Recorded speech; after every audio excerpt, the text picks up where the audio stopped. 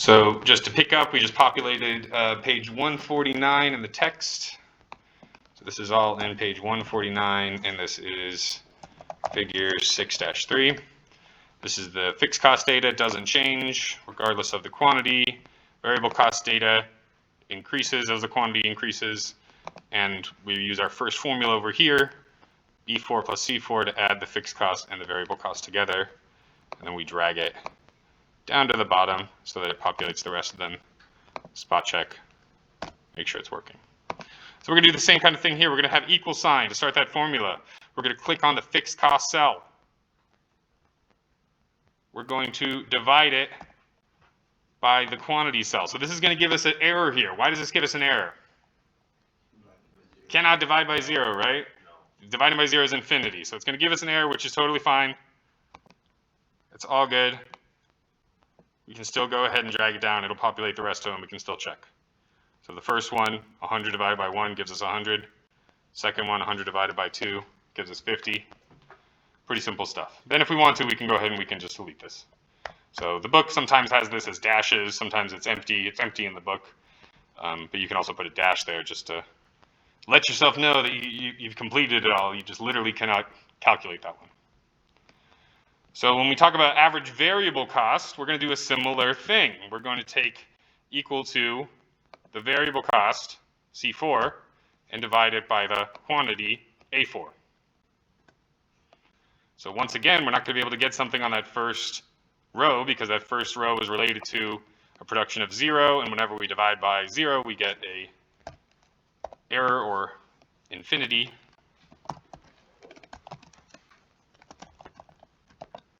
And our formula is right about there. So any question on the variable, the fixed, the average, kind of how these all relate to each other? Sweet. So our penultimate row here is our average total cost,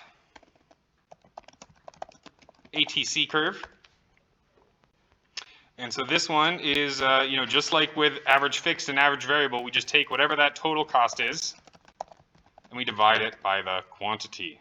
So let's just skip that first row since it's kind of frustrating. We'll just take that total cost row D, so D5, because we're talking about production at quantity 1 right now. And then we'll divide it by the quantity in order to get us our average total cost.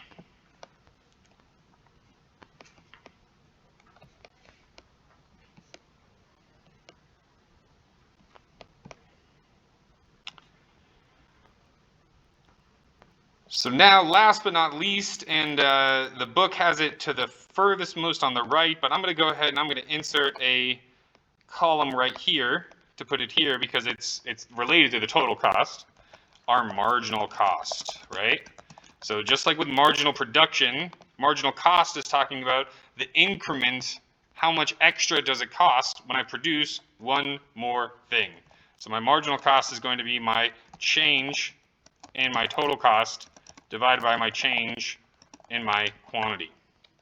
And so a lot of times this marginal cost is very easy to calculate because our change in our quantity is 1, right? Just it's incremental, it goes up by 1. It's not always going to go up by 1. There may be a question on your midterm where it doesn't go up by 1. So keep that in mind that the denominator is the change in quantity. If these went up by 5, if this was 5, 10, 15, right, then you would divide by 5 at the end of this process. Well, actually, I mean, you could still use the same. So I'll show you how to do it in Excel. You could still use the same kind of thing. So how do we do this? Well, the marginal cost of that first one, again, is just like the average. We cannot calculate it, okay? Or sorry, the 0 value. We cannot calculate it. So we're going to calculate the marginal cost of the first one. So this is going to be the total cost of my first one, D5, minus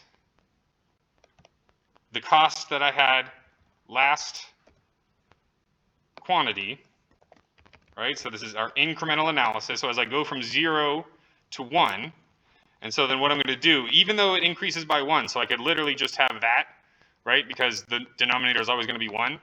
But just for thoroughness, I'm going to code it in over here, the difference in the quantity on the bottom. So in the numerator, there's a difference in whatever my total cost was for this quantity and the total cost last quantity, and the denominator is going to be the difference in my quantity, change in my quantity. So it's just going to give me that difference in that total cost, right? And so I can populate that for all of these different things.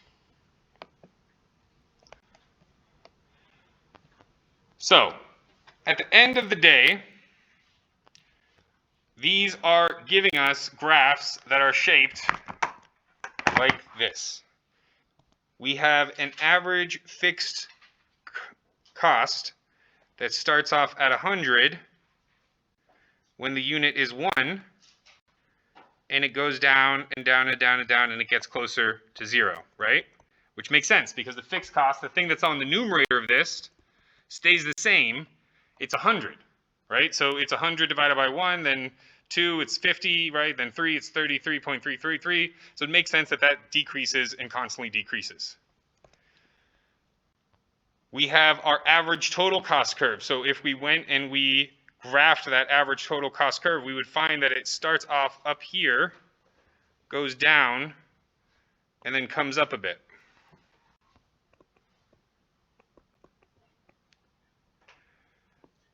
Whenever our average cost is going down, so if this is the lowest point of it, our marginal cost, we know, is going to be below it, just by definition. So our marginal cost starts off at the same point as our average fixed cost, and then it does this Nike swoosh thing. And it always goes right through the bottommost part of the average total cost curve, which makes sense because if we're at this part of the average total cost curve, if the marginal cost is something like, $75 and the average total cost is above 100, right, or it's exactly 100, by adding this next thing, right, the marginal cost of the next thing, which is $75, you're going to lower that average total cost. So the book has this nice example about, if the average weight of the class was 200 pounds right now, and then if we had a sumo wrestler join the class tomorrow, that would increase the average of it, right? Because they're above, so that's this range of it, with a sumo wrestler increasing the average, right? And that's why this average total cost curve is upward sloping in this range, right? Compared to when the marginal cost is below the average total cost, it's lowering the average total cost. So that would be if we had a jockey or a ballerina or something like that, right? Somebody that weighed 90 pounds entering the class and adding their average to it, that would lower, entering and adding their weight to the average, that would lower the total average of our weights in this class. All right, so we'll pick up here with some questions and some applications in class on Thursday. Thank you all for being so attentive. Thanks for the extra minute.